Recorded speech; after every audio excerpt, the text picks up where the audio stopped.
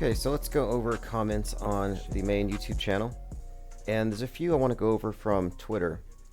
Today's May 30th, 2024. And let's start with the last YouTube video. This was last night. We had a live stream. Me and my drone says, if the victors write history books, you can never trust any of our history is true. The same applies to your Bible. The same people gave you your Bible. Interesting observation. We'll take that into account. We have another one here. Do you think says De Niro had two dudes with him from January 6th, standing behind him. He was out of his mind, and he was reading a script kind of crappy. And Taxi Driver was going to shoot a governor or someone getting elected. Yeah, that's an interesting point here, and we discussed this yesterday. I was suggesting that the significance of Robert De Niro at the trial has a lot to do with his role in Joker and Taxi Driver. In Joker, he's the talk show TV host who gets killed by the Joker, and Taxi Driver is the basis for Joker. Moreover, Taxi Driver was the inspiration for John Hinckley shooting Reagan. So you have these elements of President being shot, De Niro being in the picture now, De Niro being the assassin in Taxi Driver inspiring an actual would-be assassin whose birthday was yesterday, 5/29, the same birthday as JFK. Another interesting connection there. But we were looking at De Niro's role in connection to this ongoing theme of Joker and Batman paralleling the mainstream media psyops. Okay, last night, comment, Spirit Jordak says, wrong, Pacino played the Godfather, not De Niro.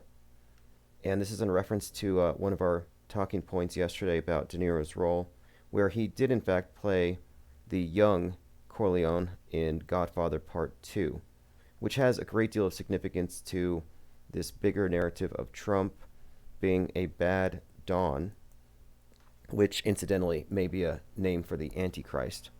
Okay, another one, 360 pick. On a very starry night in rural Africa, I witnessed 2 points of light in tandem cross the whole expanse from west to east. It happened by chance viewing.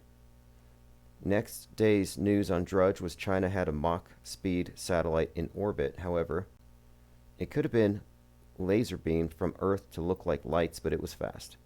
West to east, interesting. A couple of points about this. If you've seen it go from horizon to horizon with stars behind it, then it means that you're standing in the column of darkness we call night.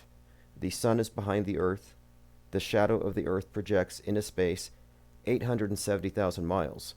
So anything moving from horizon to horizon at night would be unable to reflect the sun. Therefore, whatever you saw was not in orbit, but was a man-made object, a plane. So you didn't see any sort of Chinese satellite. Objects in low Earth orbit generally would only be visible at dusk and dawn, if low Earth orbit is a thing. Okay, next we have, this is from Twitter. I asked, why don't chemtrail proponents wear masks? And Spirit Jordak says, you have gone off the rails, Tim. This topic makes you nuts. Well, my response is basically this. Debate me. At this point, you have to debate me. Because all you're doing, if you're still pushing chemtrail theory, is you're gaslighting people. Contrails exist, and until you can address that, you can't assert chemtrails. Now, this particular commenter has said he doesn't believe that contrails are chemtrails, which means something else. Stratospheric aerosol injection, perhaps invisible gases screwing up the globe, just like the climate change people say. You know, at this point, you have to debate your claims. If you're just going to go ad hominem and call me crazy, you're the one who's afraid of the sky and whatever's in it, and you're not wearing a mask.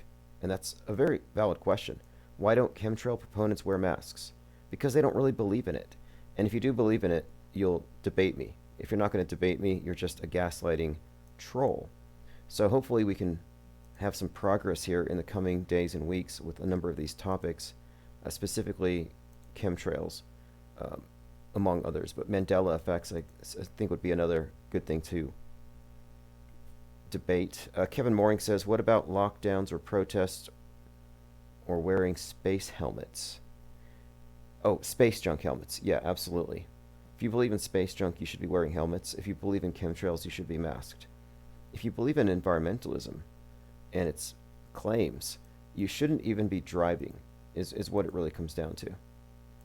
Anyway, we have quite a lot to talk about, and we'll get back to this evening with open phones. We had some glitches last night, but I'm doing the archives now, and we'll continue this conversation later. And I'm looking for volunteers, someone to debate on this topic of chemtrails, contrails. All right, well, have a great day. We'll see you this evening.